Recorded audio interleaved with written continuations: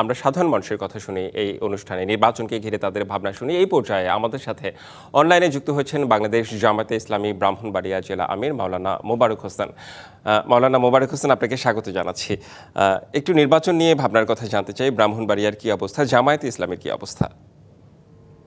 বিসমিল্লাহির রহমানির রহিম। ডিবিসির সম্মানিত দর্শক শ্রোতা এবং কলাকার সবাইকে আন্তরিক অভিনন্দন জানাচ্ছি বাংলাদেশ জামায়াত ইসলামী বিভাগীয় জেলার পক্ষ থেকে। আপনি নিশ্চয়ই জানেন যে বিষয়ে প্রশ্ন করেছেন। আমি ব্রাহ্মণবাড়িয়া জেলা জামাতের আমির এবং সরাইল ব্রাহ্মণবাড়িয়া 2 সরাইল আশুগঞ্জ আংশিক বিজয়নগরের এলাকার জামাত মনোনীত প্রার্থী। আমি যখন এখানে সংগঠন আমাকে মনোনয়ন দিয়েছে, তারপর থেকে দেখলাম এলাকার মানুষের সমস্যাগুলি শোনার চেষ্টা করছি, এলাকার মানুষের মূল বিষয়গুলি জানার চেষ্টা করছি। দেখলাম যে সরাইল একটি অবহেলিত একটি উপজেলা, যেখানে উন্নয়নের ছোঁয়াই লাগে নাই। স্বাধীনতার ইতিহাসে সবচেয়ে উন্নয়ন বঞ্চিত উপজেলার 1 নম্বর হচ্ছে সরাইল, যেখানে প্রতিটা ইউনিয়নের সাথে উপজেলা সংযোগ কোনো ভালো মানের কোনো সড়ক ব্যবস্থা নাই। যোগাযোগ ব্যবস্থা না থাকার কারণে স্বাস্থ্য, চিকিৎসা এবং শিক্ষা সকল থেকে এলাকার জনগণ বঞ্চিত। সুতরাং জনগণের কথাগুলি বিবেচনা করে জনগণ যদি আমাদেরকে সংসদে পাঠায়, তাহলে জনগণের সমস্যা সমাধানের জন্য সবচেয়ে ভূমিকা পালন করব। বিশেষ করে অবকাঠামো উন্নয়নটা সবচেয়ে 1 নম্বর প্রায়োরিটি দেওয়া হবে। তার পাশে থাকবে শিক্ষা, তার সাথে থাকবে স্বাস্থ্য। এই দুইটা নিয়ে এবং দ্রব্যমূল্য যাতে মানুষের সহনশীল মাত্রায় থাকে, সেজন্য আমি সেই সব ব্যবস্থা গ্রহণ করার চেষ্টা করব। ইতিমধ্যে জনগণের মধ্যে পরিবর্তন আসছে। আগের হিসাব কষে মানুষ ভোট দিবে না। তরুণ প্রজন্মের চাহিদা হচ্ছে যারা দুর্নীতিমুক্ত, যারা গড়তে পারবেন, তারা নেশামুক্ত সমাজ গড়তে পারবেন, মানুষের অধিকার ফিরে দিতে পারবে, এমন সৎ মানুষকে এদেশের জনগণ বেছে নিবে, যেমন বিশ্ববিদ্যালয়গুলিতে বেছে নিয়েছে। আমার বিশ্বাস আগামী নির্বাচনে যুব সমাজ বাংলাদেশে নতুন বাংলাদেশ নির্মাণ করার জন্য, 24 বাংলাদেশ বিনির্মাণ করার জন্য বলিষ্ঠ ভূমিকা তারা রাখবে। তারা সৎ প্রার্থী খুঁজবে, আর সৎ প্রার্থীর মাধ্যমেই নতুন বাংলাদেশ বিনির্মিত হবে, আমি সেই প্রত্যাশা করছি। এবং সরাইল আশুগঞ্জ বিজয়নগর আংশিক জনগণ ইতিমধ্যেই তাদের ভালোবাসা, তাদের মনে অভিপ্রায় আমাকে ব্যক্ত করেছেন, আমাকে উৎসাহ দিয়েছেন, আমাকে ভালোবাসা দিয়েছেন। আমি বিশ্বাস করছি এলাকার মানুষ আগামী নির্বাচনে জামাতকে বেছে নেবে, আমরা আশা করছি। জি, আপনার ওই আসনে আমি একটু জানতে চাই, আপনার প্রতিদ্বন্দ্বী আপনি কাদের মনে করেন? প্রতিদ্বন্দ্বী বিষয়টা এখন পর্যন্ত আমরা প্রতিদ্বন্দ্বী কোনো নির্দিষ্ট প্রার্থী পাইনি। বিএনপির পক্ষ থেকে কোনো প্রার্থী ঘোষণা করা হয়নি। যদ্দূর শুনছি এখান থেকে জোটের প্রার্থী দিতে পারে, অথবা এখান থেকে রবিন ফারহানা আছে, আরো অনেক প্রার্থী আছে। বিএনপির 7-8 জন প্রার্থী আছেন। জমিয়তুল উলামা ইসলামের জুনায়েদ হাবিবি আছেন। এখন মাঠে অনেক প্রার্থী কাজ করছেন।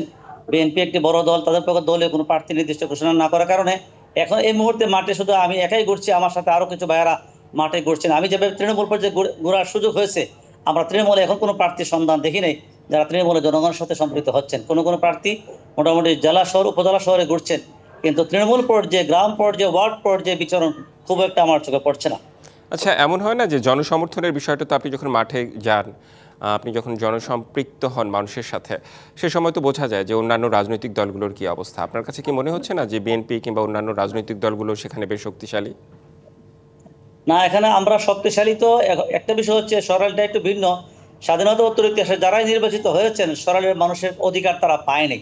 আপনাদের সরাসরি সরাইলে আসে দেখবেন একটি সড়ক নাই যে রাস্তা দিয়ে মানুষ নির্বিঘ্নে স্বাচ্ছন্দ্যে সরাইল প্রপারে জেলা শহরে আসতে পারে।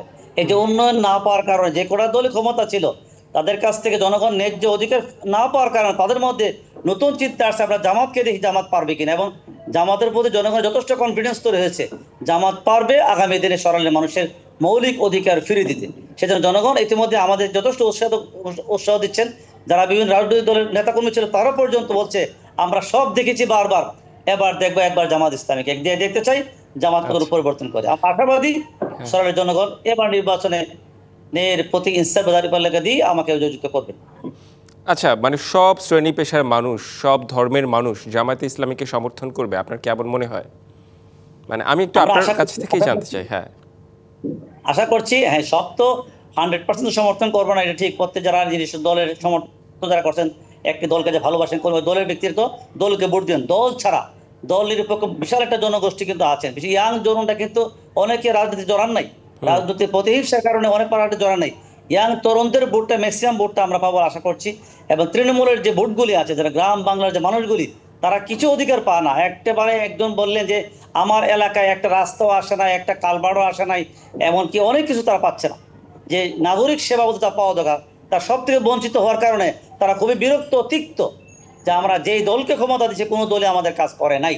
সেজন্য তারা নতুন দল হিসেবে, পুরাতন একটি দল হিসেবে অভিজ্ঞ জামায়াতের সব প্রার্থীগুলি সৎ, এবং আমি জামাতের জেলা আমির হওয়ার কারণে জনগণের ভালোবাসা এক্সট্রা একটা আবেদন তাদের কাছে তৈরি হয়েছে, আমরা আশা করছি।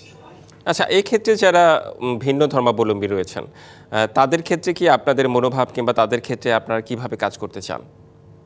হ্যাঁ, আপনি চমৎকার প্রশ্ন করছেন। ইতিমধ্যে আমি কয়েকটি ওয়ার্ডে গেছিলাম। আমাদের সরাইল উপজেলার একটা শাহজাদাপুর একটা গ্রাম আছে নিয়ামতপুরে, সেখানে হিন্দু সম্প্রদায়ের অনেক ম্যাক্সিমাম হচ্ছে হিন্দু সম্প্রদায়। 1500 ভোট আছে, 52টা ভোট মুসলিম, আর সব ভোট হচ্ছে হিন্দু। সেখানে আমি সমাবেশ করেছি, 400-500 লোক সমাবেশ অংশগ্রহণ করছে। তারা বলেছেন অনেক দেখেছি আমাদের ওদিকে আমাদের পক্ষে কেউ কথা বলে নাই, এবং ওরা এটাও পরিষ্কার হয়েছে জামাত ইসলামী কর্তৃক গোটা বাংলাদেশে হিন্দু সম্প্রদায় কোনো আক্রান্ত শিকার হয় না। তারা নিরাপদ ছিলেন জামাত কর্তৃক।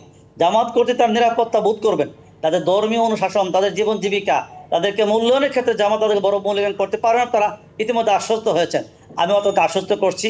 আশা করছি হিন্দু ভাইয়েরাও, সরাসরি হিন্দু ভাইয়েরা যারা আছেন আশুগঞ্জের, তারা আমাদেরকে অত্যন্ত ভালোবাসা দিয়ে তাকাচ্ছেন। তারা মনে করছেন জামাত ইসলামের রাষ্ট্র ক্ষমতা আসলে ওরা নিরাপদ বোধ করবে, আর ওরা নিরাপত্তাটা মূলত তারা চাচ্ছে। জি, আপনি যুক্ত হয়েছেন, আপনাকে অনেক অনেক ধন্যবাদ। এবং আপনি আপনার নির্বাচনী ভাবনা পুরোপুরি আসলে আমাদের এই রোড টু পার্লামেন্টে বললেন, আপনাকে ধন্যবাদ।